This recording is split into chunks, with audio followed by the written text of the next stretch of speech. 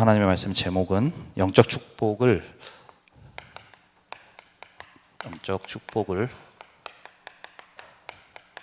알고 누리는 성도입니다.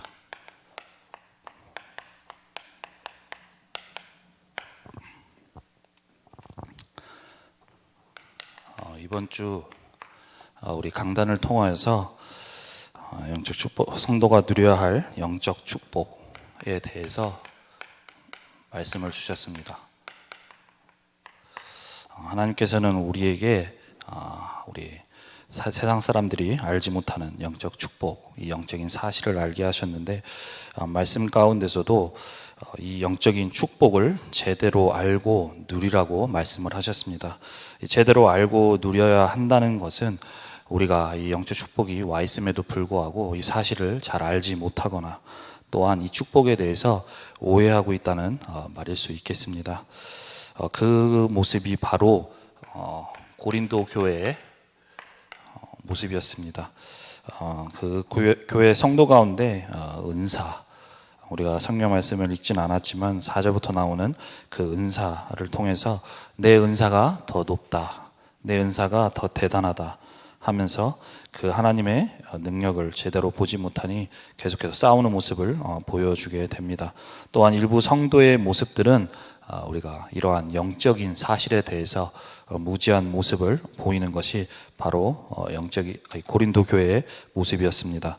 그래서 이 일을 통해서 우리에게 주시는 말씀이 성도에게 주신 이 영적인 축복이 무엇이고 또한 이 영적인 축복을 제대로 알고 누리는 모든 분들이 되셔야 되겠습니다. 이 영적인 축복을 누리기 위해서 우리가 먼저 알아야 될 것이 바로 고린도전서 12장 1절 말씀에도 보면은 형제들아 신령한 것에 대하여 나는 너희가 알지 못하기를 원하지 아니한다고 말씀했습니다. 여기에 신령한 것, 이 신령한 것이라는 것은 강단 말씀 속에서도 영적인 것이라고 말씀하셨는데, 이 영적인, 우리가 영적 축복을 누리기 위해서는 영적 세계가 존재한다는 것을 우리 모든 성도분들이 아셔야겠습니다. 우리는 세상에 살아가고 있습니다. 세상 나라라고 하죠. 우리가 사는 세상은 밖으로 조금만 나가도 온통 육신적인 것, 눈에 보이는 것 뿐입니다. 그리고 그 육신적인로 눈에 보이는 것들에 의해서 세상이 돌아가는 모습을 보입니다. 이 세상이 돌아가는 데 있어서 우리가 말하는 것이 그 세상이 돌아가는 원리가 있는데, 경제가 움직이고 또한 사회가 돌아가고 하는데 그 원리가 있습니다. 그 원리에 의해서 세상이 돌아가고, 또한 정확히 말하면 이 원리에 의해서 세상이 돌아가는 줄 알고 사람들이 착각을 하는 것입니다. 그런데 이 세상을 살아가는 우리는, 하나님의 백성인 우리는 영적인 것을 알아야 되겠습니다. 우리가 살아가는 이 세상 속에 눈에 보이는 것도 있지만 눈에 보이지 않는 영적인 세계, 그것이 바로 우리가 알아야 될 것이 하나님의 나라와 또한 사탄의 나라가 존재하고 있다는 것입니다. 그래서 우리는 육신의 몸을 입고 살아가는 사람이지만 영적인 비밀을 아는 이 영적인 세계를 알고 누리는 성도분들이 되셔야 되겠습니다. 창세기에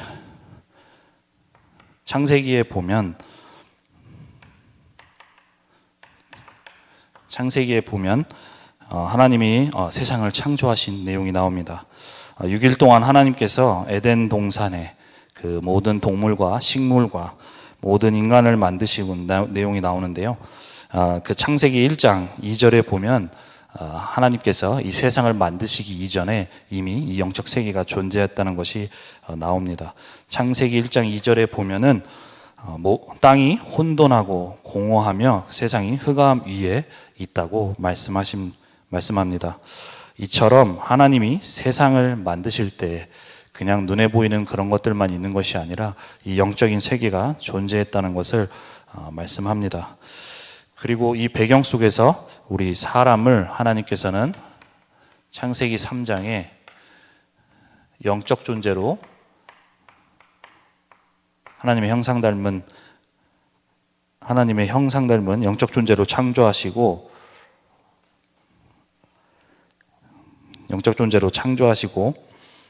그 영적인 축복, 하나님과 함께하는 축복, 이 영적인 축복을 주셨습니다. 그런데 창세기 3장의 그 사건으로 인해서 우리 인간이 영적인 것이 어두워지게 되면서 하나님을 떠나고 죄 가운데 빠지며 사단에게 잡히는 그러한 사건이 벌어지게 됩니다. 그 사건 이후로 우리는 하나님의 역사를 볼 수도 없고 하나님의 능력을 볼 수도 없는 그러한 존재가 되어집니다. 그러다 보니 사람들이 계속해서 눈에 보이는 것으로 하나님의 역사를, 하나님의 능력을 착각합니다. 눈에 보이지 않게 역사하시는 것이 하나님이신데 자꾸만 우리는 하나님의 역사를 눈에 보이는 것으로 판단하고 그것을 보려고 하는 그러한 인간의 속성을 가지게 되는 것입니다. 제가 어렸을 때도 우리 어머니께서 좀 몸이 많이 아프신 그러한 상태에 있으셨는데 그러다 보니까 우리 어머니께서 이리저리 기도원이라든가 여러 가지 장소를 좀 능력이 있다고 하는 분들, 좀 은사가 있다는 분들을 찾아다니시면서 기도를 받으셨습니다. 이러한 기도를 받는 가운데 실제적으로 우리 어머니께서 치유가 되어지는, 어머니의 표현을 빌리자면 우리 어머니께서 기도하실 때 그 은사가 있는 그 권사님이 어머니에게 기도를 해주셨을 때 몸에 있는 귀신이 뭔가가 빠져나가는 듯한 느낌을 받는다고 그렇게 말씀하셨습니다. 그런데 우리 어머니께서 복음은 모르고 계속해서 그러한 신비한 그러한 능력을 있는 분들을 계속 찾아다니다 보니 그 기도를 받을 때에는 실제로 내 몸에서 뭔가가 빠져나가고 조금은 홀가분해지는 느낌을 받았지만 결국엔 시간이 지나서 그 문제가 다시 찾아오고 마태복음 12장 43절에서 45절에 나온 말씀처럼 더 악화되는 그러한 결과가 일어났습니다. 그리고 그 상황 속에서 오직 복음을 알게 되고 복음을 받을 때 그 문제 속에서 완전히 빠져나오게 되셨는데요. 이처럼 우리가 영적 세계가 반드시 존재하는데 우리가 살아가는 이 상황 속에서 우리가 하나님의 능력과 하나님의 역사를 올바로 알아야 되겠습니다. 하나님의 능력, 하나님의 역사,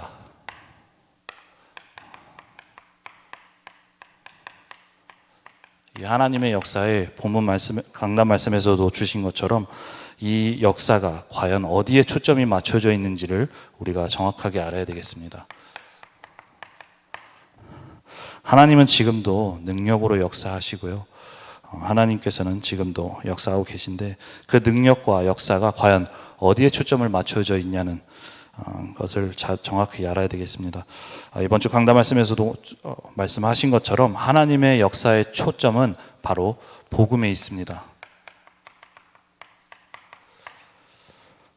이 복음에 모든 하나님의 역사와 초점이 맞춰져 있는 것입니다. 성경이 총 66권으로 되어 있죠. 장수로는 구약은 929장, 또한 신약은 290장으로 총 1189장으로 이루어져 있습니다. 이렇게 많은 양의 성경을 하나님께서는 기록을 하셨는데 무엇을 설명하기 위해서 기록하시고 우리에게 그 오랜 기간의 역사를 통해서 전달하셨을까요? 바로 다른 것을 전달하기 위해 하신 것이 아니라 복음을 나타내기 위해서 우리에게 기록하시고 전달하신 것입니다. 강단에서 말씀하셨듯이 구약의 선지자들을 통하여서 오실 그 메시아의 언약, 창세기 3장 15절에 우리 인간을 구원하기 위해서 주신 그 오실 메시아의 언약을 예언하게 하셨고, 또한 신약에는 그 예언되었던 그리스도이신 예수님께서 이 땅에 오셔서 십자가에서 죽으시고 부활하심으로 인해서 우리 인간에게 있는 모든 문제를 다 해결하시는 복음의 언약을 성취하셨고, 이제는 말세 시대를 살아가는 우리에게 성령을 부어서 이 복음을 증거하기 위함이라고 말씀을 하셨습니다. 그래서 하나님은, 하나님의 역사는 이 복음에 초점이 맞춰져 있습니다.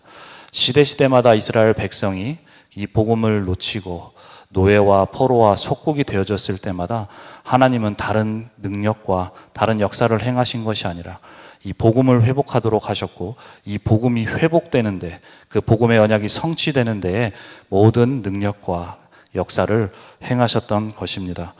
이 복음의 역사 속에서 이 역사가 이제는 오랜 역사를 넘어서 나에게 전달되어지고 나에게 임하게 되었습니다. 우리 고린도전서 12장 3절에 보면 성령으로 아니하고는 누구든지 예수를 주시라 할 수 없느니라 라고 말씀하십니다. 우리가 다락방 밖에 있는 교회들, 제가 알고 있는 친척 가운데도 이런 사람들이 있는데, 이런 사람들이 공통적으로 하는 얘기를 들어보면 다락방은 항상 복음만 말한다고 합니다. 우리가 항상 듣고 말하는 이 복음, 너무나도 익숙하고 자연스러워서 이제는 가치를 모를 때가 많이 있는 이 복음이 오늘 고린도서 12장 3절의 말씀에 보면 성령이 아니고서는 예수를 주라 시인할 수 없다고 말씀하십니다. 우리가 성령이 아니고서는 이 복음을 우리가 받을 수도 없고 고백할 수도 없는 것입니다. 우리가 현장에서 전도를 해보면 이 복음을 듣는 사람보단 거부하는 사람이 더 많죠.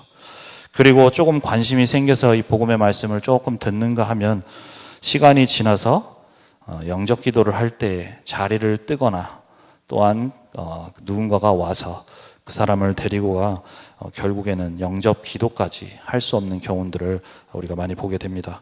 또 어떤 사람은 일평생 살아가면서 이 복음을 듣지 못하는 사람들도 있습니다. 그 복음을 듣지 못하는 상태 속에서 고통 속에 살아가다가 인생을 마감하기도 하는데요. 그런데 우리에게 하나님께서는 복음을 알게 하시고 이 복음을 예수는 그리스도라고 고백할 수 있는 은혜를 주셨습니다. 하나님의 가장 최고의 관심인 이 구원의 역사 속에서 그 능력과 그 역사가 나에게 임한 것입니다. 우리가 살아가면서 한 번도 듣지 못하고 이 세상을 마감할 수도 있었습니다. 우리가 복음을 듣는다고 해도 그 복음을 받고 그리스도를 영접하여 하나님의 자녀가 되지 않을 수도 있습니다. 그러나 하나님께서는 그 몇천 년의 역사 가운데 하나님이 가장 관심을 가지고 있는 그 역사 가운데 우리 인생을 있게 하시고 그 역사 속에서 우리에게 복음을 받게 하신 것입니다. 제 인생도 그러한 인생 속에 있었는데요. 제가 어렸을 때에 좀 미수가 여기 계신 여자분들, 어른분들은 아실 수도 있겠지만 어머니께서 어렸을 때 제가 태중에 있을 때 임신 중독에 걸리셔서 의사 선생님이 자식이나 엄마 둘 중에 한 명을 선택해야 된다. 그리고 그 과정 가운데 우리 아버지께서는 자식은 또 낳으면 되니까 엄마를 선택하고 자식을 지우자라고 하는 그러한 얘기도 하셨는데, 그러한 가정 가운데서도 하나님은 저와 또한 어머니를 두 명 다 살려주시고, 또한 그러한 살려주시는 가운데서 저에게 여러 가지 어머니의 영적 문제로 인해서 힘들고 고난의 시간도 있었지만 하나님은 그 삶 가운데서도 인도하시고 역사하시는 가운데 저에게 복음을 알게 하시고 이 하나님이 가장 원하시는 전도의 대열과 이 빛의 대열에 서게 해주셨으며, 또한 그 상황 속에서 그를 통해 이제는 단순히 복음을 전하는 자가 아니라 이 복음을 전하고 또한 하나님이 원하신 세계복음학 가운데서 이 목회자로, 교역자로 불러주셔서 하나님이 지금 인도하고 계시는 가운데 있습니다. 이러한 것들을 묵상할 때 하나님의 역사 속에 있다는 것이 얼마나 감사한 일인지, 내가 한 번도 복음을 듣지 못하고 그냥 살아갈 수 있는 나에게 어머니가 가진 그 영적 문제 가운데 내가 고통 속에서 그 영적 문제를 내가 그대로 받아 살아갈 수밖에 없는 나에게 복음을 알게 해주신 것도 감사한데, 이제는 이 복음을 위해 살아갈 수 있는 목회자로 불러주심이 얼마나 감사한지 그걸 좀 묵상하는 시간이 되겠습니다. 이처럼 우리의 인생이 하나님의 역사 가운데 있는 것입니다. 하나님이 가장 관심 가지고 있는 이 복음의 구원의 역사가 나에게 임한 것입니다. 이 복음을 알게 한 나에게 과연 무엇이 더 필요할까요? 나에게 있는 죄와 사단과 지옥의 모든 문제를 해결하시고 이제는 하나님의 자녀와 신분과 권세를 주시고 그 축복을 누리게 하신 그 모든 축복을 받은 우리에게 더 이상 뭐가 필요할 게 있을까요?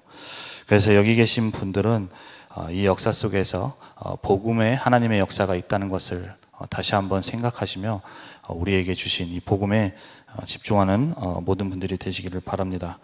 그래서 우리는 복음에 집중해야 됩니다.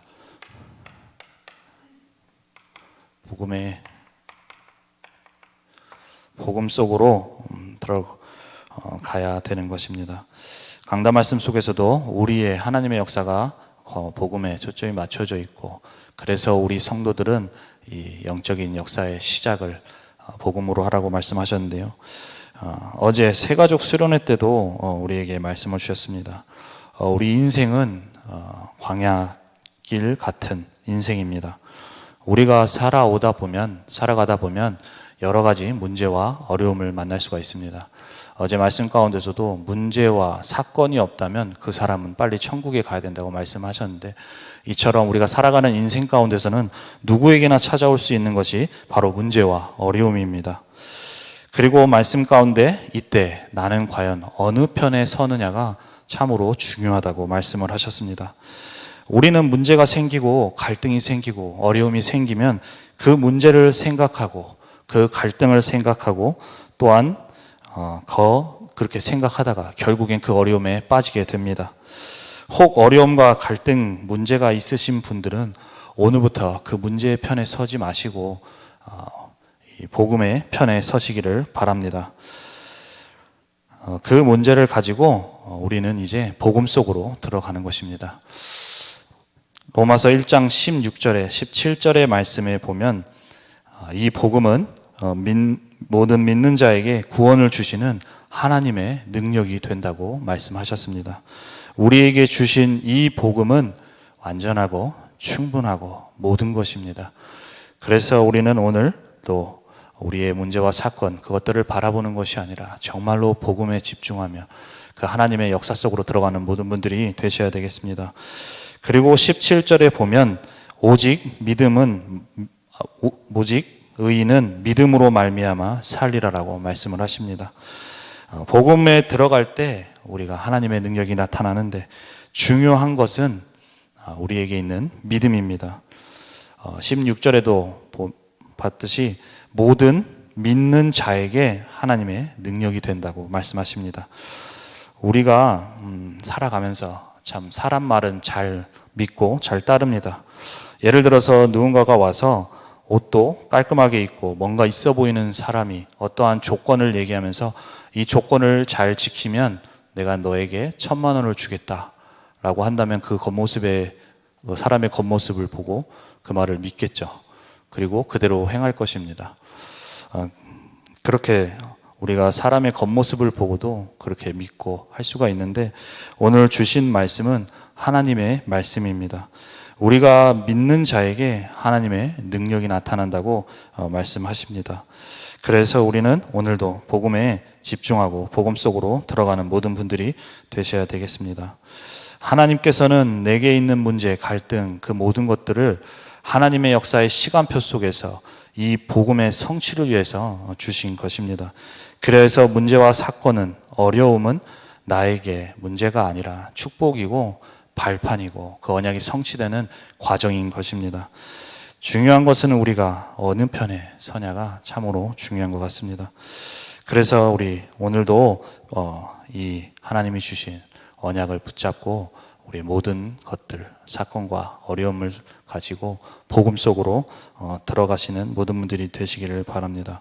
그리고 그 복음 붙잡고 조금만 기다려 보면 하나님은 그 말씀대로 성취하시고 역사하실 것입니다. 이렇게 하나님의 역사에 초점을 맞추어서 우리가 복음에 집중하고 있을 때에 우리에게 있는 실제적으로 하나님의 역사가 임하는 하나님의 나라가 임하는 것입니다. 이 하나님의 나라라는 것은 우리가 있는 삶에, 우리 현장에, 우리 경제에 하나님이 실제로 통치하시고 역사하신다고 우리가 전 강단을 통해서도 말씀을 받았습니다. 이 하나님의 역사가 다른 개인에게 있는 것이고 다른 사람에게 있는 것이 아니라 내 삶에, 내 가정에, 내 현장에 그대로 임하게 되는 것입니다. 이것이 바로 하나님의 25시의 역사며, 이 25시의 역사가 임할 때에 내 수준과 내 상황과는 상관없는 하나님의 능력이 나타나게 됩니다. 그렇다면 이 하나님의 역사는 어떻게 나타날까요? 바로 말씀 성취를 통하여서 하나님의 실제적인 역사가 나타납니다. 우리가 정말로 복음에 집중하고 있을 때 하나님의 말씀의 성취가 우리에게 보이게 되는 것입니다. 우리가 살아가는 데 있어서, 신앙생활을 하는 데 있어서 가장 큰 역사는 눈에 보이는 응답, 그것이 다가 아닙니다. 바로 우리 삶에 하나님의 말씀의 성취입니다. 주일 강단을 통하여서 주신 말씀이 내 삶에 그대로 성취되는 것입니다. 우리가 신앙생활을 할 때 언제가 가장 기쁠까요? 우리가 신앙생활을 한다고 하는데 여러분들에게 있어 가장 기쁠 때가 언제입니까? 내가 있는 문제가 내가 기도했더니 해결이 되었다. 또는 내 자녀가 내가 자녀를 위해서 하나님께 기도했더니 좋은 대학을 보내시고 또한 좋은 직장으로 승진하게 하시고 뽑혀서 갈 수 있게끔 하셨다. 이런 부분들도 우리에게 응답이 될 수 있고 그것으로 감사할 수 있습니다. 하지만 그 눈에 보이는 것은 잠시 잠깐입니다. 우리가 신앙생활을 할 때에 가장 큰 기쁨은 말씀의 성취, 그 말씀이 나의 삶 속에 그대로 이루어지는 하나님의 역사가 임하는 것입니다. 이 말씀의 성취가 되어질 때 하나님께서 이렇게 말씀으로 나와 함께 하시는구나, 하나님의 말씀은 반드시 성취되는구나, 이렇게 하나님의 역사를 보게 되고, 이것을 볼 때에 세상 어느 무엇보다도 가장 큰 기쁨을 볼 수 있게 됩니다. 왜냐하면 하나님께서는 우리 인간을 영적 존재, 하나님과 함께하는 영적 존재로 만드셨고, 그 하나님의 함께하심의 비밀은 말씀에 있기 때문입니다. 그래서 이 말씀이 성취될 때 우리에게 큰 기쁨이 되고, 우리 이 말씀의 성취 가운데 있는 분들은 매주 예배를 드리는 게 달라지겠죠. 이 말씀 성취를 보지 못한다면 우리에게 있어서 그것만큼 불행한 일이 없을 것입니다. 우리가 이 말씀의 성취 가운데 있는 사람들은 그냥 예배를 나오지 않게 됩니다. 전날에 기도로 준비하게 되고, 또한 예배에 헐레벌떡 나오지 않게 되고, 와서도 정말로 기도로 하나님의 말씀을 온전히 받기 위해서, 그 언약을 받기 위해서 기도하게 될 것입니다. 류 목사님의 표현을 빌리자면 이제는 이 예배 드리는 시간이 기대를 넘어서서 설레임까지 찾아오게 되는 그러한 단계가 되게 될 것입니다. 이러한 말씀의 성취가 정말로 우리 삶에 있어야 되겠습니다. 많은 분들이 신앙생활을 한다고 하지만 이 말씀의 성취가 없고, 그러다 보니 어떻게 보면 지루하고 또 시간이 되어서 교회를 가는 성도들이 많이 있습니다. 여기 계신 모든 분들은 있는 삶 가운데, 또한 업 가운데, 또한 가정에 하나님의 말씀이 성취되는 그 하나님의 나라의 역사가 임하는 모든 분들이 되시기를 바랍니다. 그렇다면 이 하나님의 역사가 과연 누구에게 이 말씀을 성취시켜 주실까요? 하나님은 지금도 역사하고 계신데 이 말씀의 성취가 누구에게 과연 이 성취를 행하실까요? 우리가 이번 주 강단 말씀을 통해서도 하나님은 하나님의 그 신령한 비밀을, 역사를 하나님의 필요를 아는 자에게 역사한다고 말씀하셨습니다. 그리고 강단 말씀을 통해 하나님의 필요라는 것이 무엇이라고 말씀하셨습니까? 이 시대에 세상은 계속 발전하고 삶의 질은 높아지고 있는데 영적 문제는 계속해서 늘어나고 있습니다. 또한 하나님이 세우시고 이 세상에 답을 줄 교회는 계속해서 무너지고 있고, 또한 복음이 사라지고 있으며 렘넌트, 우리 후대들이 무너지는 이 시대라고 말씀을 하셨습니다. 우리가 정말로 이 시대에 소원을 품고 하나님의 필요를 알게 될 때 하나님은 우리에게 주신 말씀대로 그대로 성취하실 줄을 믿습니다.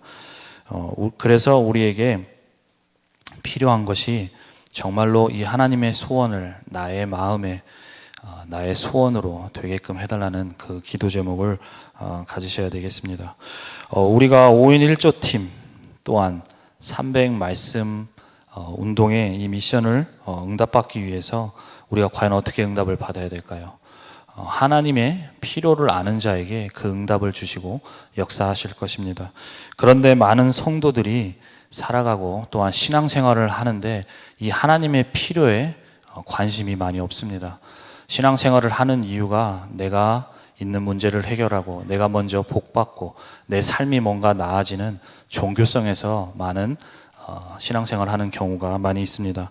하지만 오늘 말씀에서도 드렸듯이 하나님의 역사의 초점은 복음에 맞춰져 있고 이 복음의 역사 속에서 하나님의 필요를 아는 자에게 하나님은 역사하신다고 말씀하셨습니다.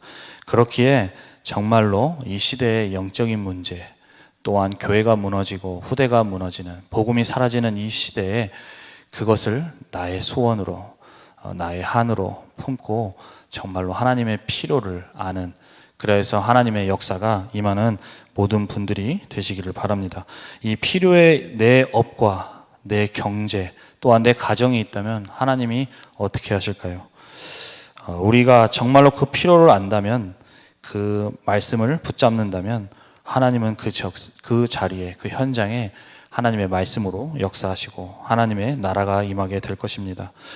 우리가 말씀 가운데도 듣고 있지만 성령의 역사와 악령의 역사는 결국 싸움이 되지 않습니다. 우리가 있는 현장에 하나님의 말씀이 역사하신다면 그것을 누가 막을 수 있겠습니까? 그렇게 역사하시면 제 아무리 능력이 있는 사단이라고 하더라도 그 하나님의 역사는 막을 수가 없는 것입니다. 그래서 오늘도 우리 모든 분들이 한 주간의 삶 또한 나의 일평생의 삶이 정말로 하나님의 말씀의 성취 속에 있는 모든 분들이 되시기를 바랍니다. 이렇게 되어질 때에